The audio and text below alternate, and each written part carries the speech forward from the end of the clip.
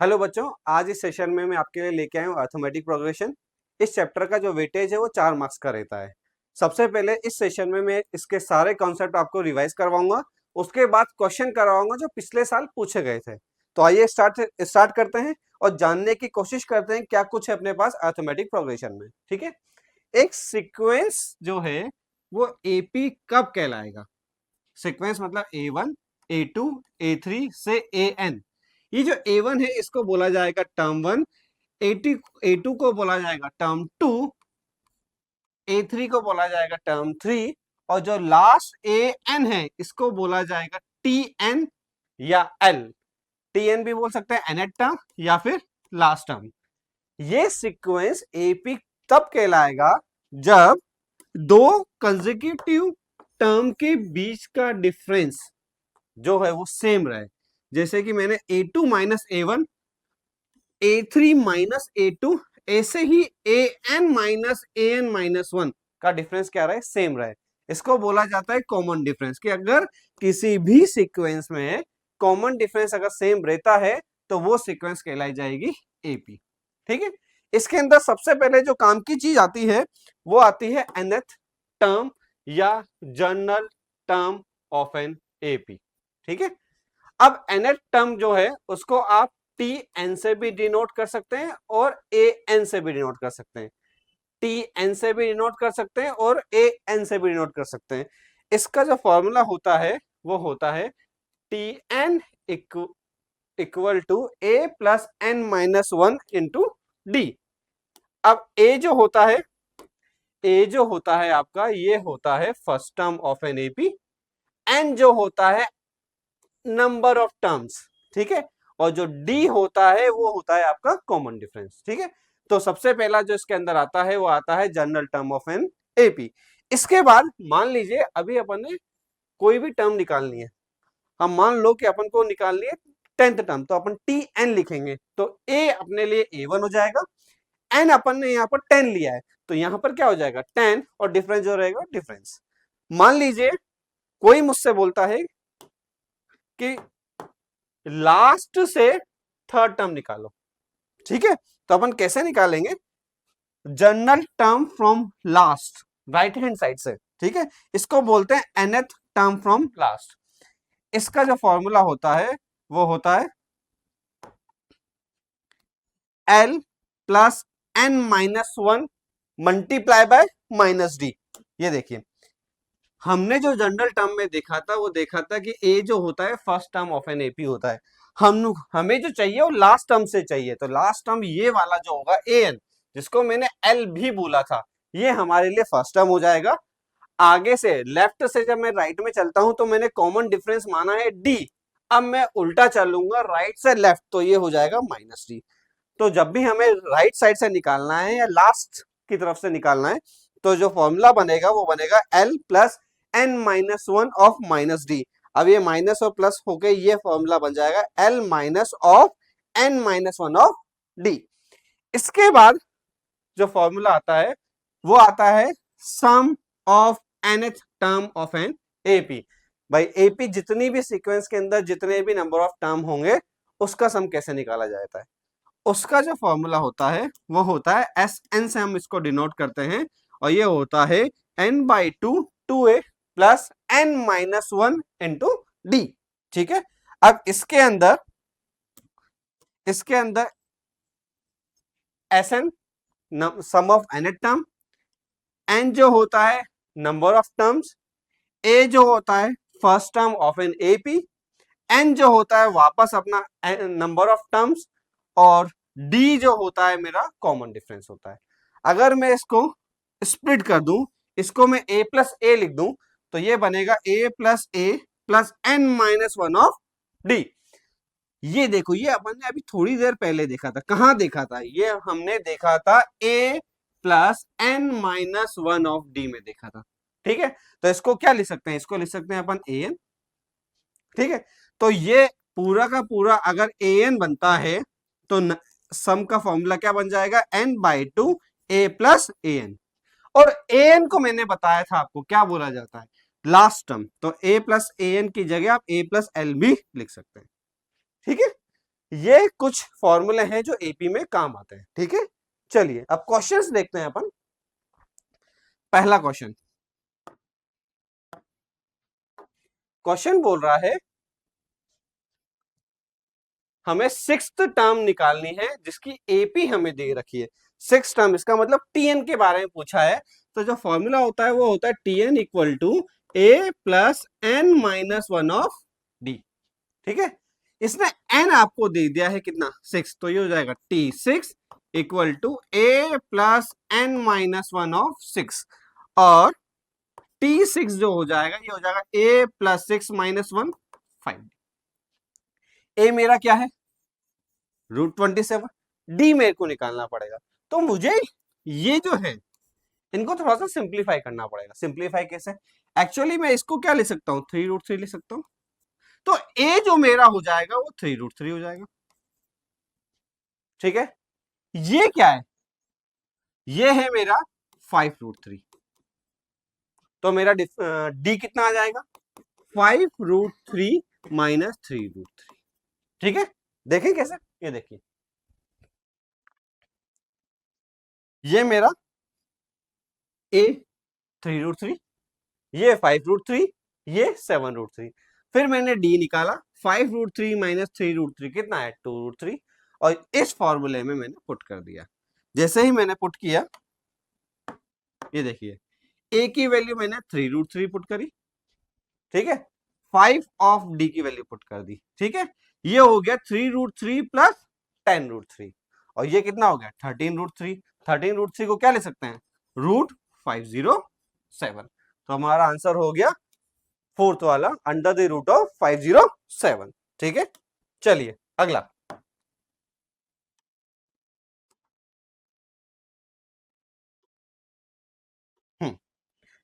Question है 23rd of an AP exceeds 16 term by 21, then common difference निकालना है, ठीक है। ये देखिए, तो मेरा T23 जो है, T23 जो है वो T16 से 21 ज्यादा है, तो इक्वेशन क्या बनेगी, ये बनेगी। T23 को क्या लिख सकता हूं, a प्लस 22d। T16 को क्या लिख सकता हूं, a plus 15d plus 21। Equation solve करूंगा, देखो कैसे, ये देखो,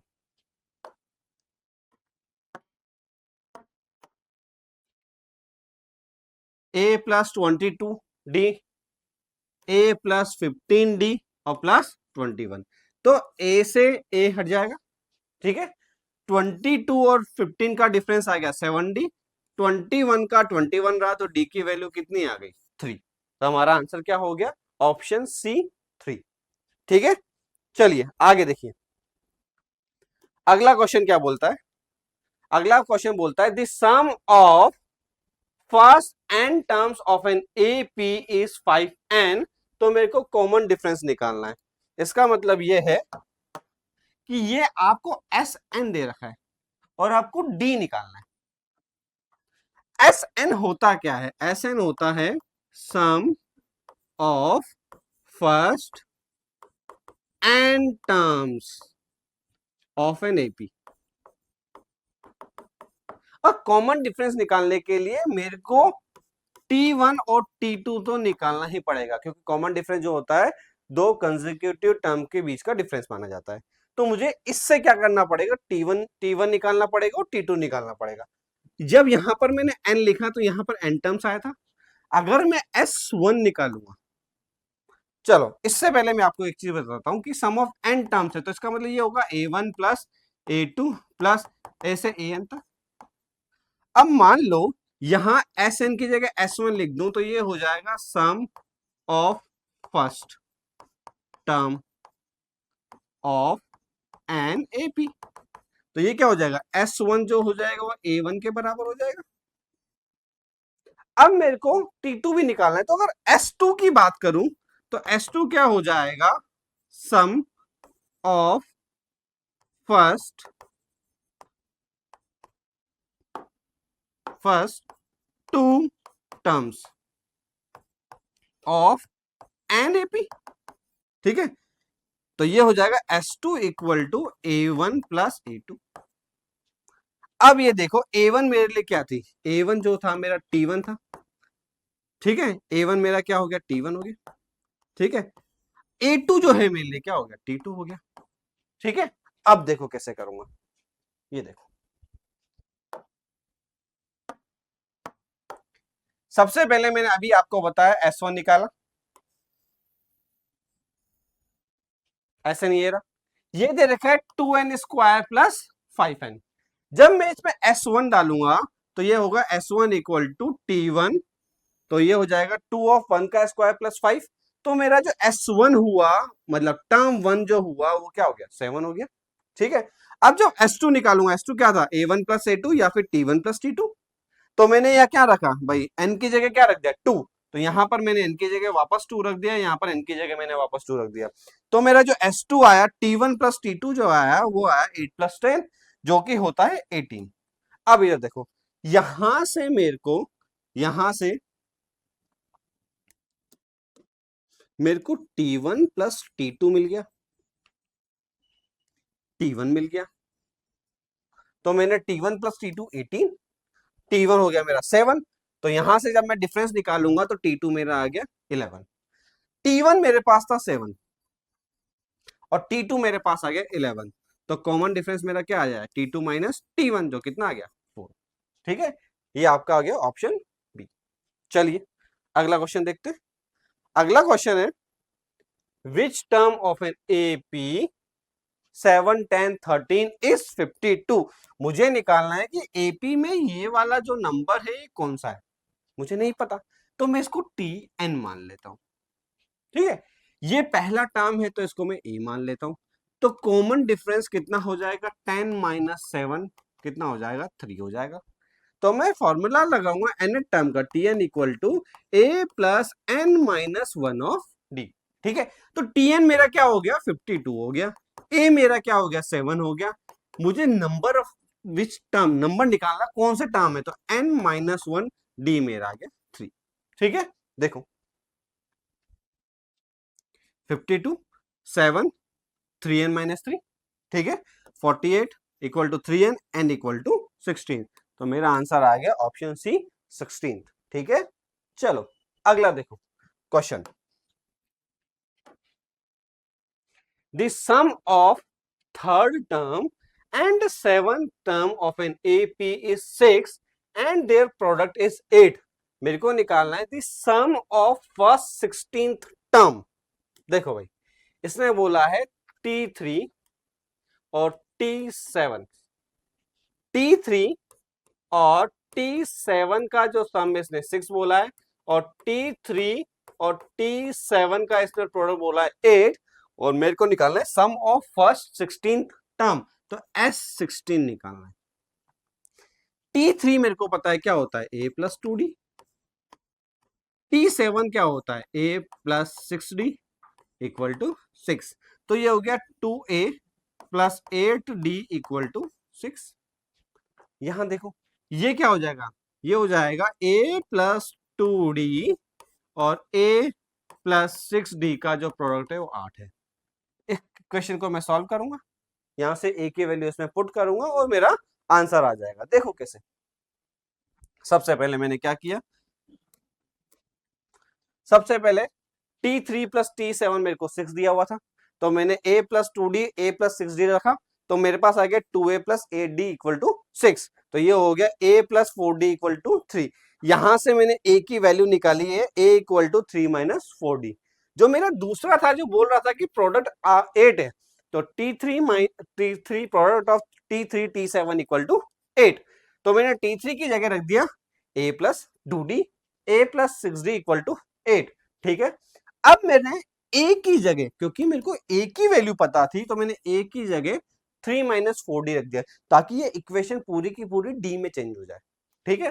तो ये हो गया 3 minus 2D, 3 plus 2D equal to 8। ये क्या हो जाएगा, A minus B A plus B, तो ये हो जाएगा 9 minus 4D square equal to 8। इसको सिंप्लीफाई किया तो A की वैल्यू आई प्लस माइनस हाफ, तो डिफरेंस जो है कॉमन डिफरेंस वो प्लस हाफ भी हो सकता है और माइनस हाफ भी हो सकता है। अगर प्लस हाफ होता तो मैं क्या करूंगा, डी की जगह प्लस हाफ रखूंगा तो मेरी वैल्यू आ गई 1। अब डी की जगह जब मैं माइनस हाफ रखूंगा तो ए की वैल्यू आ गई मेरी 5। तो मेरे पास यहां पर दो एपी होगी, दो एपी होगी, एपी 1 और एपी 2, जिसमें ए जो था वो 1 होगा, इसमें जो ए होगा वो 5 होगा, इसमें जो डी होगा वो हाफ होगा, इसमें जो डी होगा माइनस हाफ होगा। तो इसका मतलब x16 इसका अलग निकलेगा, इसका s16 अलग निकलेगा। तो मैं निकालूंगा formula s16 a plus n by 2 a plus n minus 1 into D. तो इससे आएगा मेरा 76 आंसर। और जब मैं a की वैल्यू 1 और d की वैल्यू माइनस हाफ डालूंगा तो मेरा s16 आएगा 20। क्या बात समझ में आई? चलो अगला देखो, अगला क्वेश्चन क्या बोलता है, the minimum age of children eligible for the participate in a painting is 8 years. Minimum है 8 ईयर्स, ठीक है। तो इसका मतलब ये हो गया कि ये जो 8 है वो मेरे लिए ए हो गया, ठीक है। It is observe that the age of youngest boy is 8 year, ठीक है, ये है आपका ए। And the age of the participant when seated in the order have common difference 4 months, ठीक है। 4 मंथ का इसका मतलब ये क्या हो गया 1/3 ईयर्स, ठीक है। आगे the sum of age of the participant is 168, तो इसका मतलब ये SN हो गया मेरे लिए। आगे the find the age of the eldest participant की एज निकालनी है, ठीक है। चलो अब देखो क्वेश्चन क्या करेगा। चलो ए मेरे को दे दिया 8 साल का, डी जो है मेरे लिए 1/3 हो गया, एस एन मेरे लिए हो गया 168। तो मैं फॉर्मूला लगाऊंगा एस एन का, S N equal to N by 2 a plus N minus 1 into D. S N 168 का 168 मैंने पुट कर दिया, एन मेरे को पता नहीं है, ए मेरे लिए 8 था तो मैंने 8 डाल दिया और डी मेरा 1/3 था। जब मैं इसको सिंप्लीफाई करूंगा, इसको जब मैं सिंप्लीफाई करूंगा तो ये आएगा 1008 plus N of 48 plus N minus 1। इसको सिंप्लीफाई करूंगा तो ये बनेगा N square plus 47 N minus 1008। ये आपकी क्वाड्रेटिक इक्वेशन बनी है। अब या तो आप फैक्टराइजेशन से कर सकते हैं, मतलब स्प्लिटिंग द मिडिल टर्म, या फिर सीधा चाह रहे मतलब क्वाड्रेटिक फॉर्मूला लगा सकते हैं। यहां मैंने स्प्लिटिंग द मिडिल टर्म लिया है, तो यहां पर मेरे पास n आ गया, n प्लस 63 n माइनस 16। जब मैं इसको सॉल्व करूंगा तो ये तो आएगा मेरा -63, जो कि नहीं हो सकता, और यहां से आएगा n इक्वल टू 16। तो इसका मतलब इस कंपटीशन में कितने जाने थे, 16 जाने थे। मेरे को 16th वाले की सबसे बड़े की मेरे को एज निकालनी है, तो क्या हो जाएगा Tn equal to a plus N minus 1 into D. तो मेरे को T16 निकालना है, a की वैल्यू मेरे 8 थी, 15 ऑफ 1/3। तो जो सबसे बड़े की है उसकी जो एज आई वो मेरे पास आई 13, ठीक है। चलो अगला, अगला क्या बोल रहा है, for an AP 369,198 the 10th term from the end, ये 10th term from the end, तो इसका मतलब nth term from last लगेगा। तो इसका मतलब है जो फॉर्मूला यूज होगा वो होगा आपका L plus n minus 1 of minus D, ऐसे लिख दो, या फिर लिख दो L minus n minus 1 of n minus 1 of D. तो पहले मेरे को ये चेक करना है कि यहां से जो 10th टर्म है 168 है या नहीं है, तो मेरे असर्शन मेरा चेक हो जाएगा। रीजन देखना है, if a and l are first and last term of an AP with common difference d, then nth term from the end is given by l minus of n minus 1 of d। ये और ये match कर रहा है, तो इसका मतलब मेरा जो रीजन है वो तो सही है, मेरे को असर्शन के लिए चेक करना पड़ेगा। चलो कैसे चेक करेंगे, तो मैं पहले क्या करूंगा भाई, फॉर्मूला ये है, इसमें L मेरा क्या है 198, तो मैंने 198 पुट कर दिया। कॉमन डिफरेंस इन दोनों का जो है वो है अपना 3, तो मैंने पहला वाला फॉर्मूला लिया, तो ये -3 हो गया। और मैंने सॉल्व किया तो आया 171। इसका मतलब ये 168 दे रखा था, मेरा आया 171। तो मेरा रीजन तो सही है मगर असर्शन गलत है। तो मेरा हो जाएगा कि assertion A is false but reason is true. ठीक है, चलो क्वेश्चन ये देखो, ये बोल रहा है अ सम of ₹2000 is invested at 7% per annum simple interest. Calculate the interest at the end of first, second, third. Do this interest में भी ठीक है, find the interest at the end of 27. Simple interest में दे रखा है, ये आपको प्रिंसिपल दे दिया, ये आपको रेट दे दिए। इसने बोला है कि आपका जो T1 है टाइम, वो 1 साल है, फिर 2 साल है, फिर 3 साल है। आपको एक बनानी है, एपी बनानी है। ठीक है, एपी बनाने के बाद आपको निकालना है कि 27th ईयर में कितना आएगा। तो मेरे को सबसे पहले सिंपल इंटरेस्ट का फॉर्मूला पता होना चाहिए।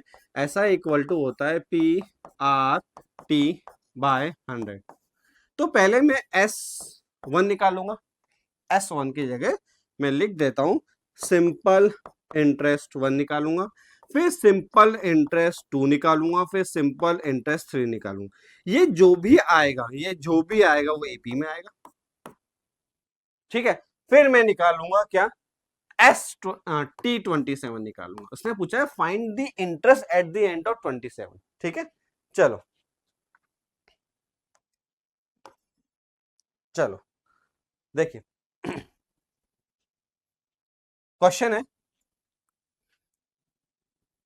सबसे पहले मैंने S1 निकाला तो P मेरा 2000 था, ROI मेरी थी, रेट ऑफ इंटरेस्ट था मेरा 7%, और मेरा 1 साल का था तो मेरा आ गया 140।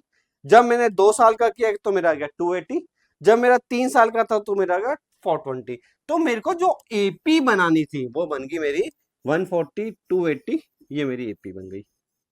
ए मेरा हो गया 140 और डी मेरा 140। मेरे को निकालना था 27th ईयर, तो T27 हो जाएगा A प्लस 26D, और जब मैं इसमें वैल्यू पुट करूंगा तो मेरा आंसर आ जाएगा 3780। ठीक है, आई होप ये आपको समझ में आया होगा। ये पिछले साल के क्वेश्चंस थे, तो आप ऐसे ही 2024 और 2023 के भी क्वेश्चन एक बार कोशिश करिएगा। ठीक है।